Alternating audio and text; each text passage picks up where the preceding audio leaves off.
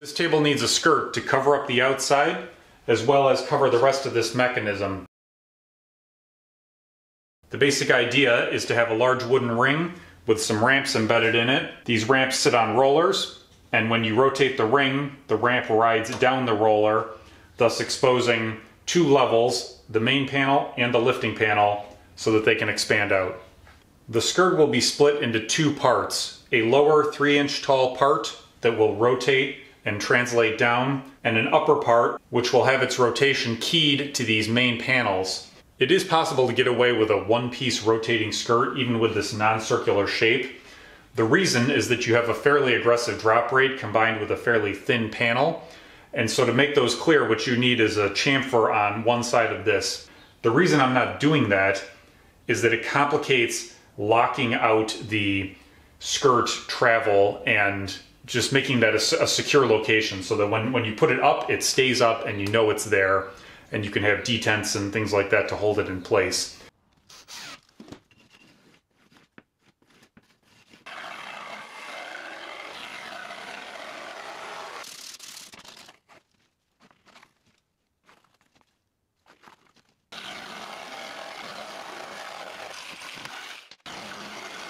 Quick test layout shows that they are long enough.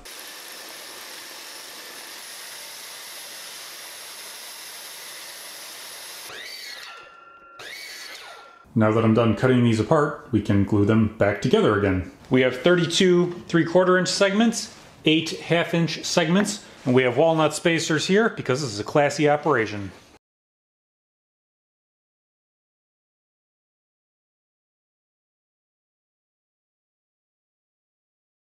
I'm a little concerned that there may not be enough material, especially on the outside. The reason I cut it so close was that I wanted just to save time routing. We'll find out if it was a smart bet or not.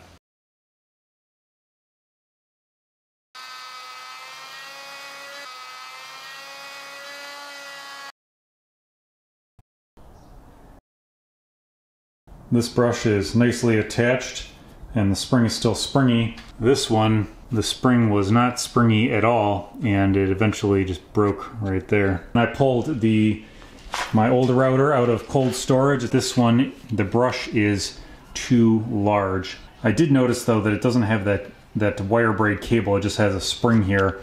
So I dug through the scrap parts bin and was able to find a spring that's reasonably close to what we want. So I'm going to try that. The brush cap was breaking apart as I tried to screw it on there, so I found a piece of plastic so it's not conductive, shoved it in there and taped the whole thing on. The moment of truth. Not too shabby, I didn't see any fireworks in here.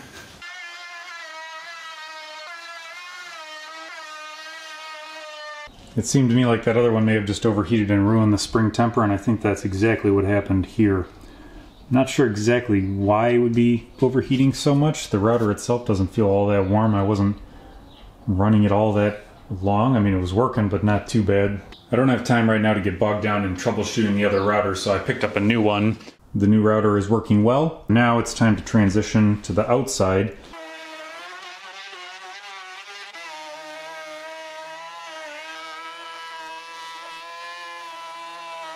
The ID is right on the nose, but the OD was missed by more than I was hoping.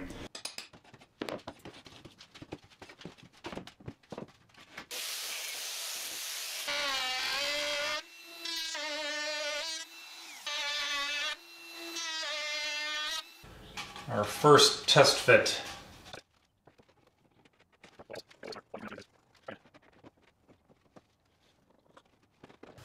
Well, I think that looks pretty good. We wanted to be just proud of all these 1/4-20 screws on the outside of the perimeter ring.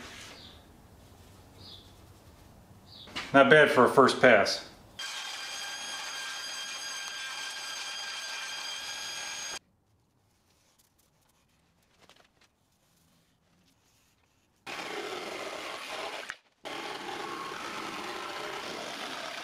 A quick sanity check shows that it makes sense.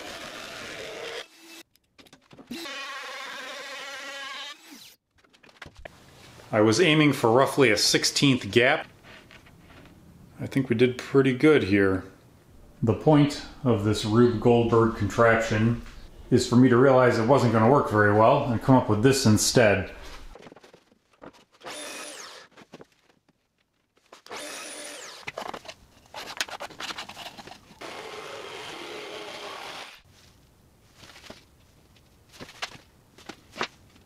The layout looks good. I've marked everything off the center with this piece and double checked the corner dimensions very carefully. This definitely makes me consider the benefits of having a CNC setup.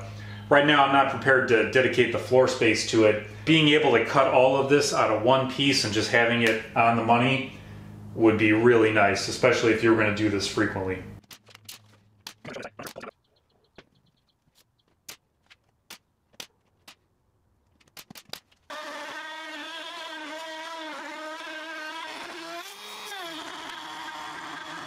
The inside is looking pretty good.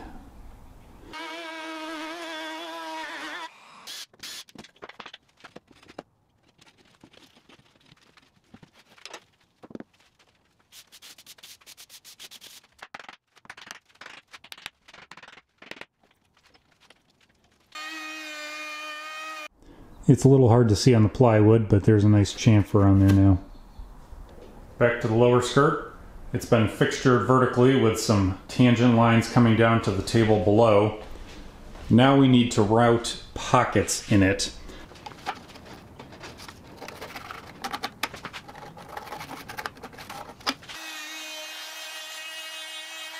As long as you keep that router oriented the same way and don't let the square base turn, which would change the depth relative to this, you get a pretty smooth bottom. I have to put it in the right way. But if I put that in, we have all our clearance, and the depth here, you can see, is what we need for the ramp. This slot out the bottom allows us to lift the skirt off vertically.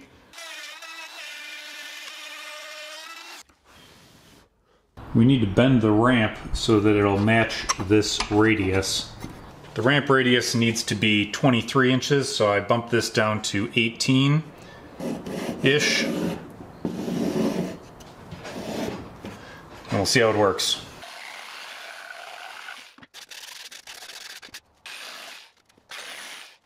It should really be laying across the form like this, but I don't want to make a form that large because I'll probably have to tweak it. I dropped that radius down another 4 inches. It's much closer, but we need a little more. It does kink ever so slightly on those slots where it's weaker, but it's pretty mild. I don't think it's really meaningful in the scope of all the other errors I've made on this project. The deeper pocket extends just above the bottom of the ramp so that there's clearance for the roller that's going to go behind.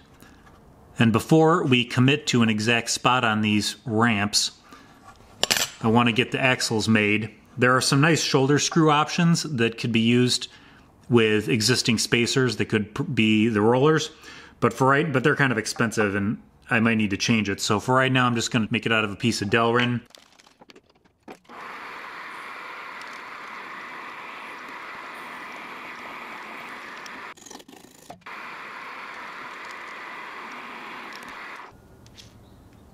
A quick upside down fit check on the upper skirt. All of this skirt work has made me reconsider the need for leveling plates on the panels. Shims, even the nice U-shaped ones, are okay to not fun at all. But more importantly, when you pull the panels off, you lose your setup, you lose your adjustment. Whereas if you have 3 set screws that it's sitting on with a clamping screw, those can stay in the same place and you can put the panel back on. Because this skirt sticks out over top of this perimeter ring, it has to go vertically up. But it also sits underneath the main panel, which means that the panel cannot be in place.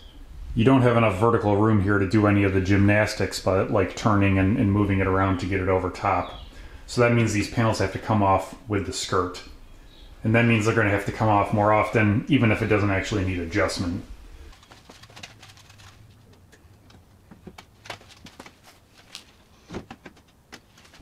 We need a little more room below this ramp for the axle to ride in. It's kind of handy because I don't have anywhere to put this, to be able to work on it up at the right height. But if I lift it and then slide these out, I have a great work surface. The ramps are secured with screws.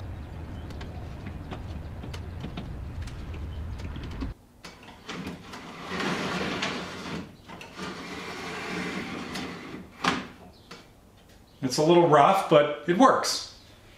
These are rollers, so they should be fairly low friction, but I'm concerned about the friction from the centering force to keep it concentric with this ring.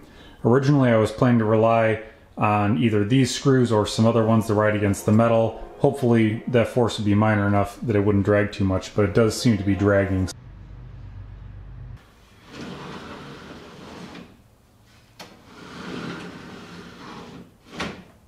Having those rollers to keep it concentric does make a big difference.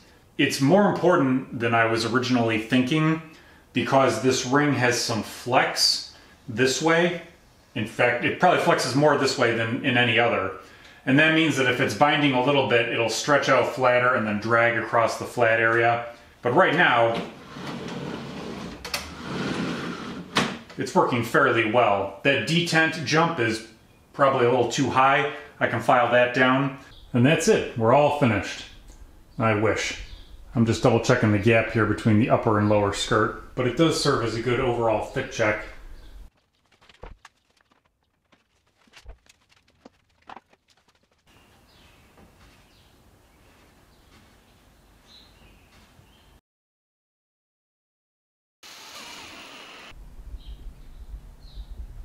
All I did was add 4 screws with a gap in between, and you can already see the improvement. If I glued these together, I think we'd get all the improvement we need. Now that the top skirt is spinning, we have to think about interference in other areas that it wasn't going to have before.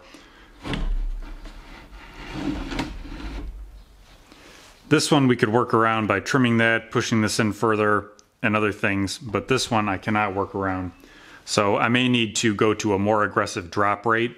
Right now we have a roughly 3-to-1 ratio, 2 inches down, 3 inches over. If we draw that line and then cut some of the travel off to bring it to a roughly 2-to-1 ratio,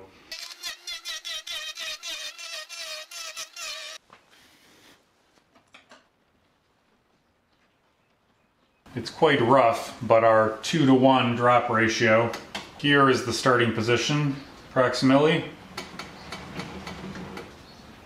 And our 2-to-1 drop ratio, it collides with this bracket over here, but we have plenty of material to remove, so I think that's okay. And it clears these panels, which was the main concern because those are harder to modify. Before reattaching these main panels, I need to cut that chamfer in the bottom, because right now, if I lift it up, it's hidden somewhere else first, but you can see there's going to be interference here of a little over 1/4 of an inch.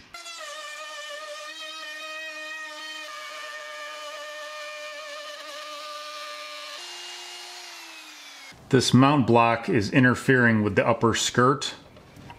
So here it is in the fully expanded position, and then it has to go back out, and it's going to hit there. I think this is just an oversight on my part and not related to the transition to the single skirt.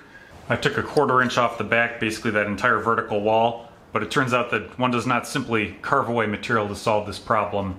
The interference would require removing approximately to here, which would interfere with the mounting and then require shifting on the panel and all sorts of other things. This is present in the CAD, I double checked, so that's kind of a swing and a miss for me. Although overall, given the number of other tight clearances and things in this table, if this is the only major oversight or modest oversight, then that's probably a pretty decent score overall. I don't want to redo this, redo the mounting to the panels, and redo the adjustment just to get the glamour shot at the end. So I'm going to do a kind of a composite of the lower position with it mounted and then upper with it just sitting on some spacers. That'll give you the general idea.